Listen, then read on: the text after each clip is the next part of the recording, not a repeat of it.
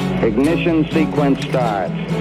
6, 5, 4, 3, 2, 1, 0. Liftoff. We have a liftoff.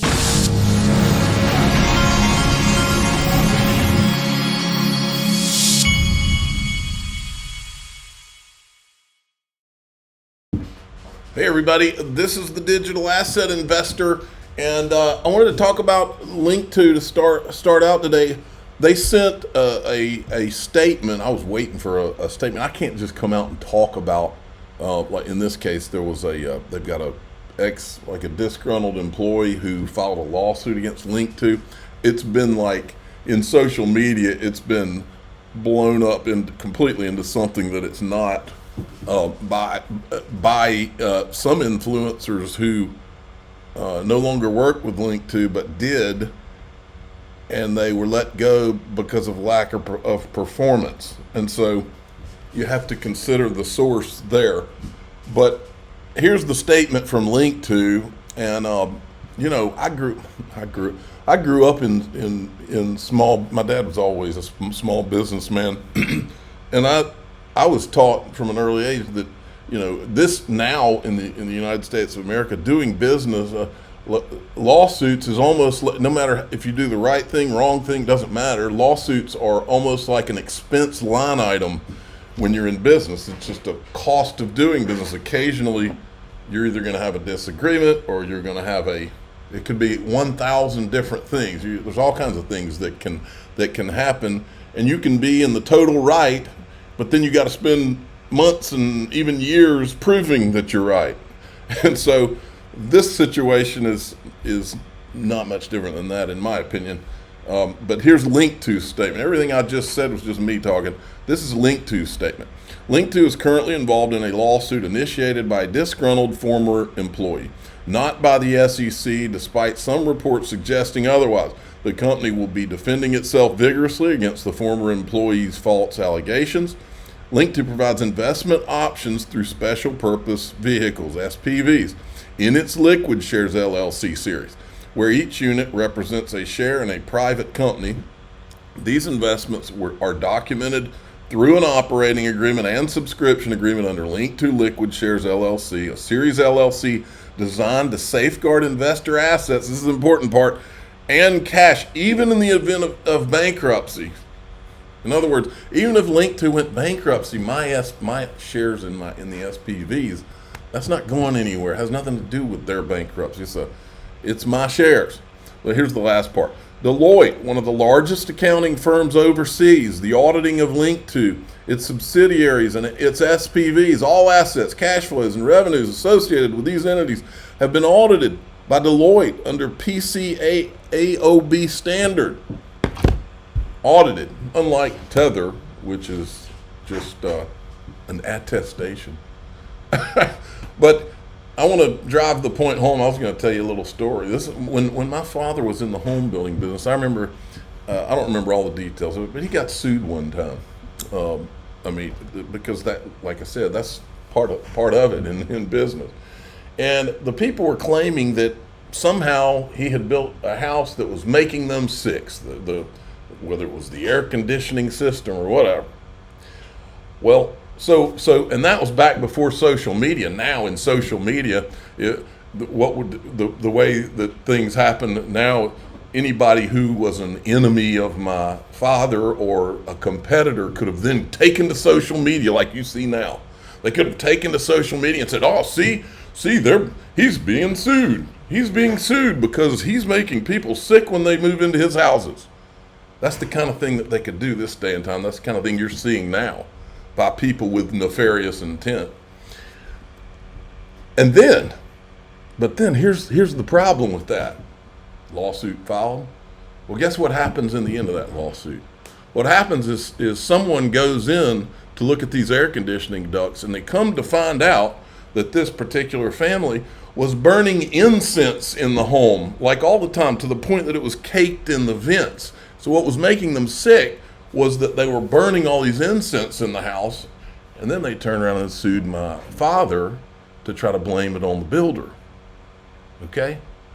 So the moral of the story is a lie gets halfway around the world before the truth has a chance to get its pants on. Winston Churchill. All right, let's move on. Check it out. Coin market cap. We've still, Bitcoin and all, surging. It looks like it's surging back up again today, maybe to cross that 75,000 mark again. I love this. Gary Gensler is officially getting fired. Make America great again. Make crypto great again. I agree. Update: Republican Senate victory brings clearer crypto regulations and a shift toward pro-innovation policies in the U.S.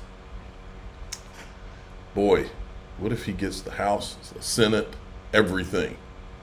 Now, for all of you CNNs and people that follow CNN and MSNBC and actually still don't get why Trump just won, this is 2 minutes where you will understand it, and wow is right.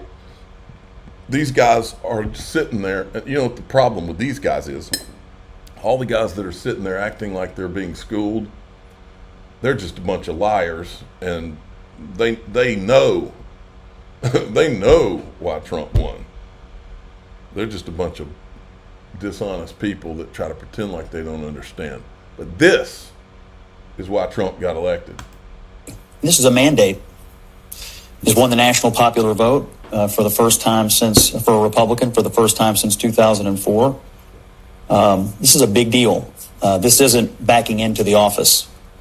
This is a mandate to do what you said you were going to do. Get the economy working again for regular working class Americans. Fix immigration, try to get crime under control, try to reduce the chaos in the world. This is a mandate from the American people to do that. I think I'm interpreting the results tonight as the revenge of just the regular old working class American, the anonymous American who has been crushed, insulted, condescended to. They're not garbage. They're not Nazis. They're just regular people who get up and go to work every day and are trying to make a better life for their kids, and they feel like they have been told to just shut up when they have complained about the things that are hurting them in their own lives.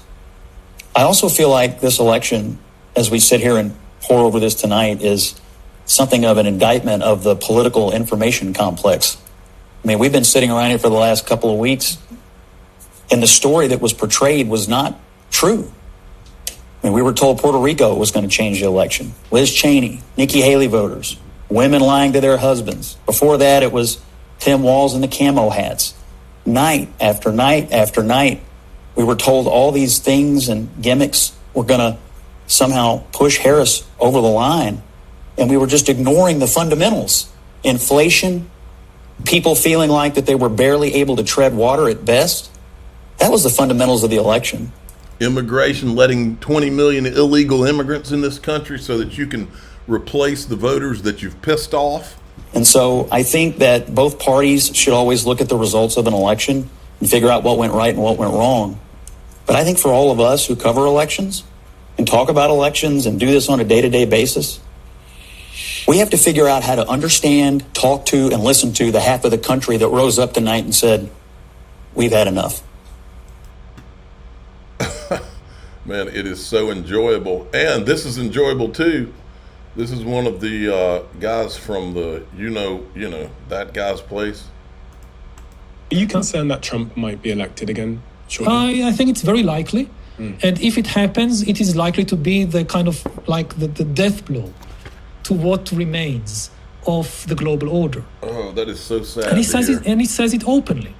Now again, it should be clear that many of these politicians, they present a false dichotomy, a false binary vision of the world, as if you have to choose between patriotism and globalism, between being loyal to your nation and being loyal to some kind of, global government or whatever. There you go.